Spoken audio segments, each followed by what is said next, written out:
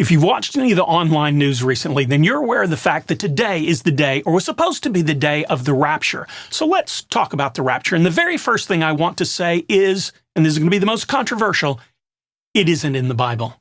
I know those of you who really love the idea of the rapture will go, wait a minute, 1 Thessalonians 4:17. And I'll get to that in just a second. Another fun fact, the whole idea of the rapture made famous for most of us today by the Left Behind novels and Left Behind movies, is actually a pretty recent invention in Christian thought and theology.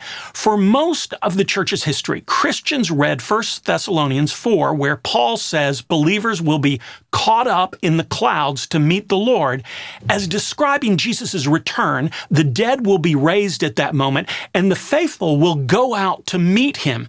Biblical scholars generally agree that this passage was meant to evoke the image common at the time of Paul's writing of when a king or an important dignitary visited a city, and people would rush out of the town to greet that dignitary and then escort him back into the town with honor.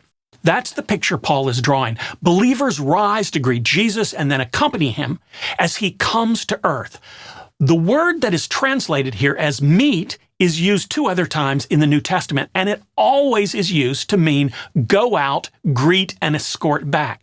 So if that's all true, where did the rapture come from? Well, in the mid-1800s, a preacher named John Nelson Darby popularized a new reading called premillennial dispensationalism. Now, you can understand now why we use the term the rapture, because nobody wants to walk around talking about premillennial dispensationalism. I just stumbled over it right there.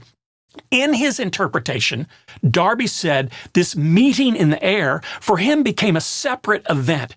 Years before Jesus' actual return, the faithful get taken to heaven in that moment, and everyone else faces a tribulation. Then Christ comes back again to reign on earth.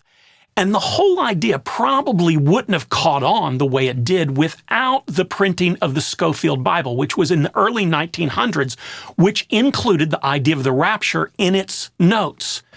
By the mid-20th century, though, premillennial dispensationalism had become, the weird uncle at the Christian theology family reunion. He still shows up, but nobody really wanted to admit he was still part of the family. And then the Left Behind series ignited enormous interest in this idea again. What most Americans know about the rapture comes not from the Bible. As I said, it's not there. But what most Americans know from the rapture comes from this series of fictional stories. So here's the synopsis. What we often call the rapture isn't some ancient Christian doctrine. It's a relatively recent idea, less than 200 years old.